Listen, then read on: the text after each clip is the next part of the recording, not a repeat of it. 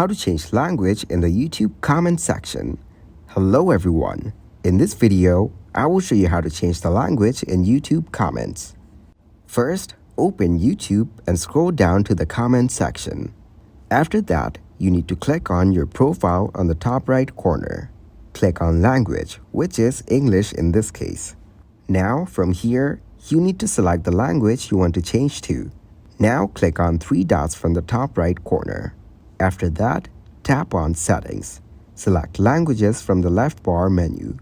Websites will show content in your preferred languages. Go to Google Translate. Click on Add Languages. Scroll down and select the language. Now, go back to the YouTube page. Refresh the page. That's how you can change language in the YouTube comment section. Thank you guys for watching this video. Hope you got some value.